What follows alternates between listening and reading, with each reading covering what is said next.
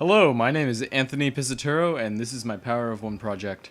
Over the course of this Power of One project, I will be showing you and teaching you on what makes a sustainable ecosystem in your house, in your aquarium, and how to do it yourself, and what all entails into it, and how everything works.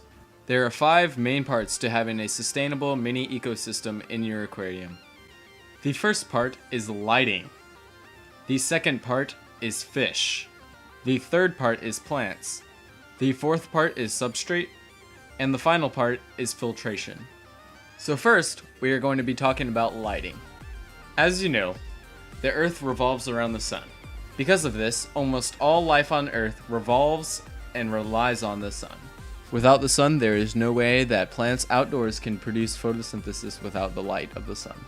Sadly, in the home environment, you do not have any light source that produces enough photosynthetic rays for plants to do photosynthesis.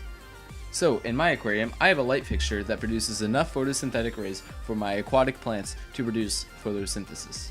This allows for algae, plants, and all the other organisms to live in my aquarium and thrive. Without my light fixture, all my fish would not be able to thrive and strive in my aquarium. Preferably, I use 6500 Kelvin bulbs that the light they produce is the most similar to the sun's. That allows me to have plants and algae in my aquarium. The light fixture is very important to your home ecosystem. Part 2 is the fish. Without fish in my aquarium, it would be pretty boring to watch my aquarium. The fish in my aquarium make all the processes in my aquarium go around. For example, the fish in my aquarium allow for the nitrogen cycle to be completed in my aquarium. I will talk more about the nitrogen cycle in my later part, filtration. For now, I'm going to talk about the fish and why they're important. Each fish in my aquarium has a specific duty or niche that they must accomplish in order for my ecosystem to thrive and strive. For example, if you look at the bottom of my aquarium, you may see some little catfish. Those catfish are the bottom feeders of my tank, and they eat all the food on the bottom. As they eat all the waste and food that falls to the bottom, they essentially clean up the aquarium and make the water quality better. If you look at the middle of the aquarium, you will often see some large fish swimming around. These fish are called rainbow fish. Their role in my ecosystem is the mid-eater. What this allows for is for my rainbow fish in the aquarium to swim around, and when they're being fed, they pick off all the stuff as it's falling. They reduce the amount of waste that falls to the bottom. This concludes part 2, fish. Part 3, plants. The plants in my aquarium are the backbone of my system. Without these plants, I would not be able to run half as many fish as I have in here.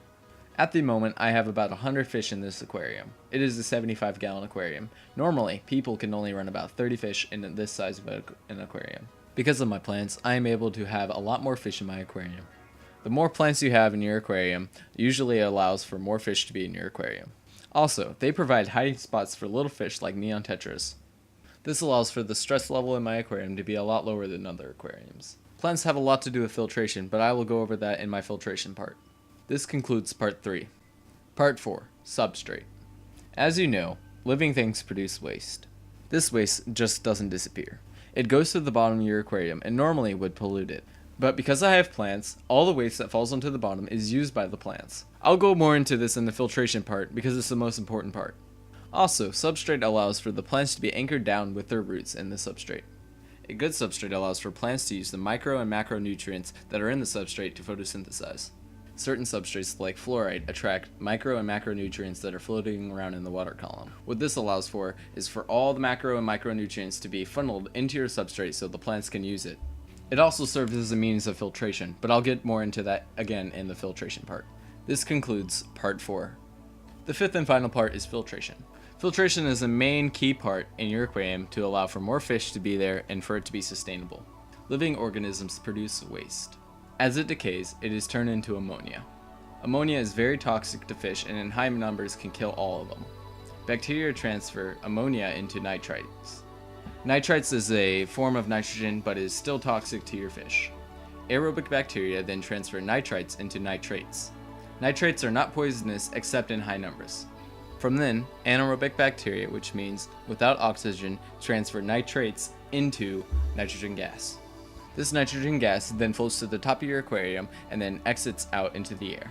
What this allows for is for all the waste in the aquarium to be transferred out of the aquarium and not be toxic for the fish. I have three main types of filtration that helps with the nitrogen cycle. My first one is canister filters. The way these work is that there is 3 layers of media. The first is mechanical, second is biological, and another biological on top. What the mechanical filter does is that it filters out all the particulates out of the water, making the water crystal clear and beautiful.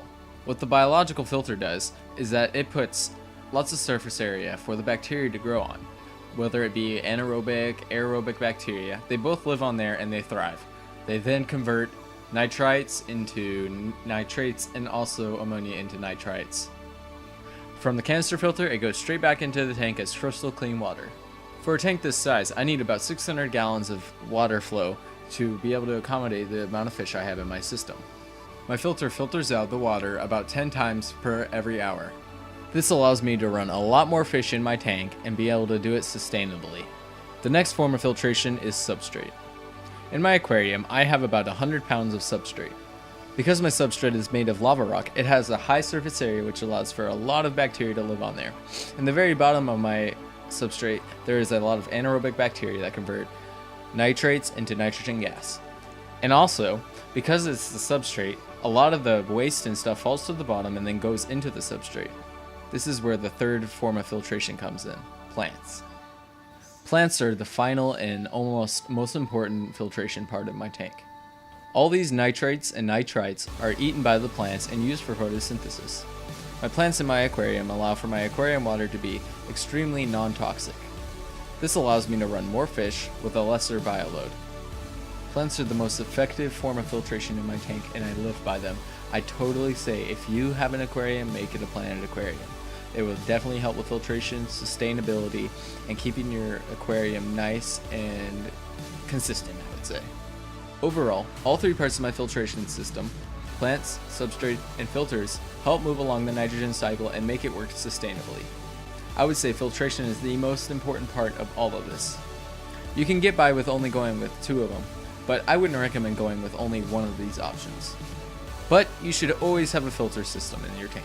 You should never ever not keep your water moving because it is very bad to have stagnant water. It is very toxic. This concludes my Power of One project. Thank you, Coach Root. See you later, guys.